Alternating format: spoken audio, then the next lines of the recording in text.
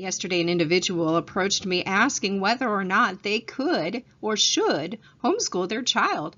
This is not an easy question to answer. There are so many factors to consider, and trying to determine the best way is very difficult. And it's very confusing to figure out what is the best way to educate your child, especially with how important it is. And I think as parents, we really want to ensure that we really do not mess up our children. We try to do the best for them. And choosing to homeschool is really not an irreversible decision any more than putting them into a specific school is. So we want to look at each of these things and see if it's really valuable, and let's put some thought into it. First, we want to look at the time constraints. Even though you may be a stay-at-home parent, you need to realize that you don't have all the time it takes. So while you may set aside some time, you need to realize that you need to set aside traditional school hours, meaning that it doesn't have to be between 8 and 3, but you do need to set aside 7 hours or so. There are tasks also that come along with homeschooling that is going to dictate how much time you put in there, and there is going to be a significant amount of time and energy in creating lesson plans and correcting homework. And these tasks often are going to cut into all of your personal time, so you really need to be able to take a step back and balance your daily chores, your errands, and especially that personal time and responsibility to yourself. Looking at space, this is often overlooked. Many people really don't think about the space it's going to take to homeschool. When I homeschooled my own son for a significant amount of time, we set up a space for him, a dedicated space. And a dedicated space is really best because now as that child enters into that space and sit down, they automatically are going to click in their head that this is study time. This is not YouTube time. This is not playing time. This is not Lego time or whatever it is. But you need to really set up an area that's most appealing to your homeschool child. For instance, for one of my sons, what I set up for him was a desk, a bulletin board that he could put whatever he wanted on it. He doesn't like planners, but he does like to scribble on a piece of paper. So he had a piece of paper that he could doodle on while he was learning. Make sure that you see what appeals to your child. Do they want colored pencils? Do they prefer crayons? My son likes colored pens, so we made sure that he had a variety. Include your child in this process. Let them feel like they have control over their space. Next, look at finances because there really are some significant costs that you need to look at. Teaching your children at home really generally costs more than putting them into school. So you need to invest in textbooks, worksheets, tests. You're also going to look and see what kind of cost your curriculum is. It's estimated that you usually are going to spend between $400 to $1,500 per year per child.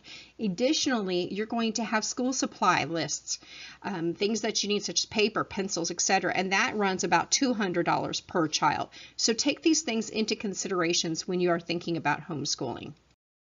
Next, capabilities.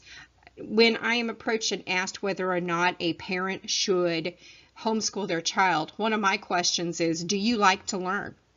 This does not mean your capability that you have to have a degree, that you have to have a master's or a PhD. It simply is, do you have a willingness to learn? Do you know how to learn? Do you know how to get the information?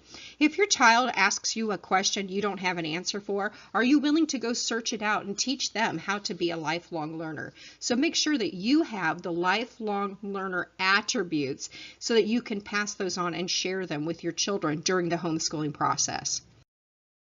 Next, socializing. So sometimes we forget that, but socializing is important. Make sure that your children get involved and that they have this social development time.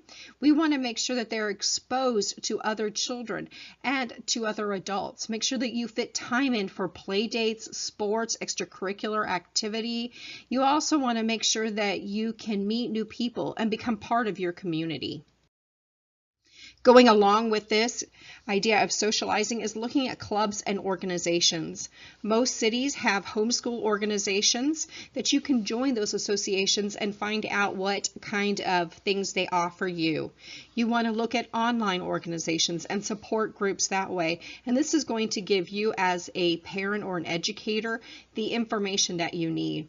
One of my favorite attributes, or I should say benefits, of being part of a homeschool organization was that I received coupons.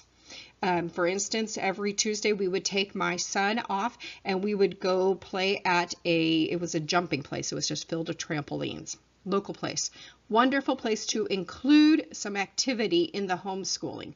Plus there are group events. You can meet together with other homeschooling families and go to museums, etc. So that way you're able to socialize while you have an educational opportunity.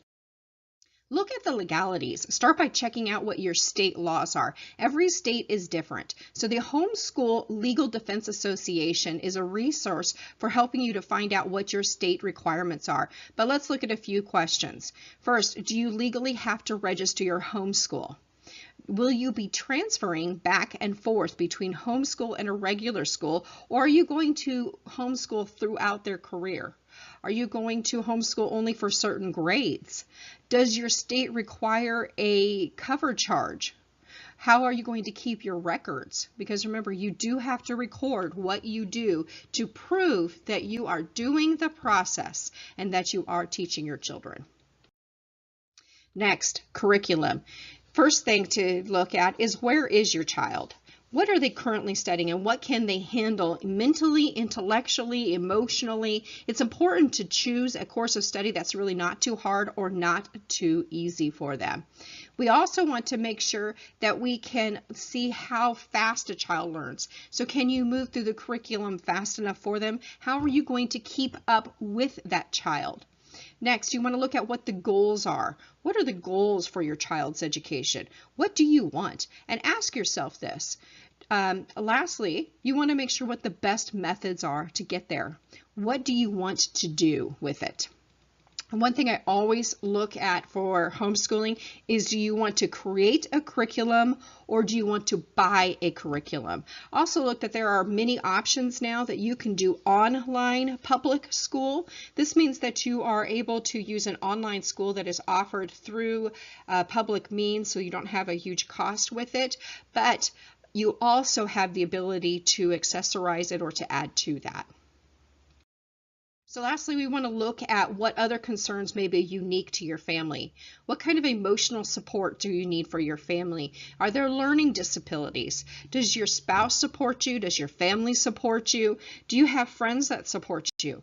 So make sure that you find some other additional concerns. Just look around and brainstorm what might be questions and where you can find those answers.